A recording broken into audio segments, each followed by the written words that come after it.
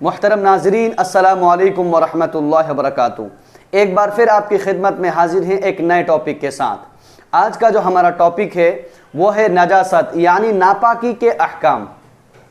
اس میں ہم آپ کو بتائیں گے ناپاکی کی قسمیں، ناپاکی کے احکام اور ناپاکی سے پاک ہونے کا طریقہ کیا ہے۔ تو چلیے شروع کرتے ہیں آج کا ویڈیو۔ بسم اللہ الرحمن الرحیم۔ نجاست کے معنی ناپاکی اور گندگی کے ہیں۔ یہ دو ٹائپ کی ہوتی ہیں، یعنی اس کی دو قسمیں ہیں۔ نمبر ایک نجاست حکمیہ، نمبر دو نجاست حقیقیہ۔ پہلے ہم نجاست حکمیہ کو اچھی طرح سمجھ لیتے ہیں، اس کے بعد نجاست حقیقیہ کو سمجھیں گے انشاءاللہ۔ نجاست حکمیہ یعنی وہ ناپاکی جو آنکھوں سے تو نظر نہیں آتی لیکن شریعت اس پر ناپاکی کا حکم لگاتی ہے۔ نجاست حکمیہ کی دو قسمیں ہیں۔ نمبر ایک حدث اکبر یعنی بڑی ناپاکی جس سے غسل فرض ہوتا ہے۔ کن کن چیزوں سے غسل فرض ہوتا ہے، اگر آپ کو تفصیلی معلومات حاصل کرنا ہے تو ڈسکرپشن میں ہمارے دوسری ویڈیو کا لنک دیا ہوا ہے، وہاں پہ جا کے آپ تفصیلی معلومات حاصل کر سکتے ہیں۔ نمبر دو حدث اصغر یعنی چھوٹی ناپاکی جس سے وضو ٹوٹ جاتا ہے، جیسے پیشاب پاخانہ کرنا، پیچھے کے راستے سے ہوا کا نکلنا، جسم کے کسی حصے سے خون یا پیپ نکل کر بہنا، منہ بھر کر قے ہو جانا، ٹیک لگا کر سو جانا وغیرہ۔ نجاست حکمیہ سے پاکی حاصل کرنے کا طریقہ: اگر حدث یعنی ناپاکی بڑی ہے تو غسل کے ذریعے سے پاکی حاصل کریں گے، اور اگر حدث یعنی ناپاکی چھوٹی ہے تو وضو کے ذریعے سے پاکی حاصل کریں گے۔ نجاست حکمیہ کی بات یہاں ختم ہوتی ہے۔ اب چلتے ہیں نجاست حقیقیہ کی طرف، یعنی ایسی ناپاکی جو آنکھوں سے نظر آتی ہے اور اس سے انسان فطری طور پر کراہیت محسوس کرتا ہے، اسے نجاست حقیقیہ کہتے ہیں۔ نجاست حقیقیہ کی بھی دو قسمیں ہیں۔ نمبر ایک نجاست غلیظہ، نمبر دو نجاست خفیفہ۔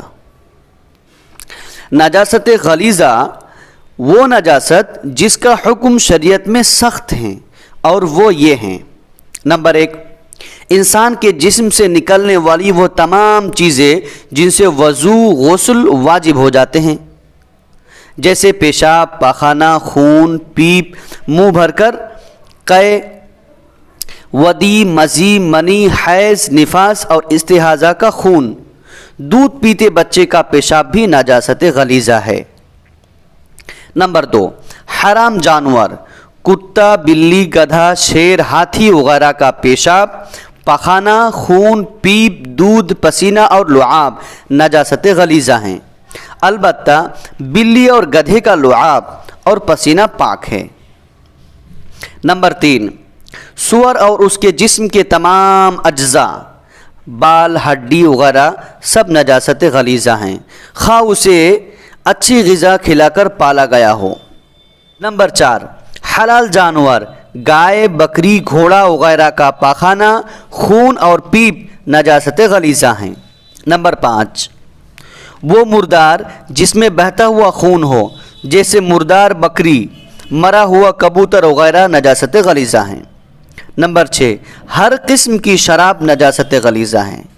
نمبر سات جس پانی سے نجاست غلیظہ دھوئی گئی وہ پانی بھی ناپاک ہے، نجاست غلیظہ ہے۔ دھیان رہے نجاست غلیظہ جس کا حکم شریعت میں سخت ہیں۔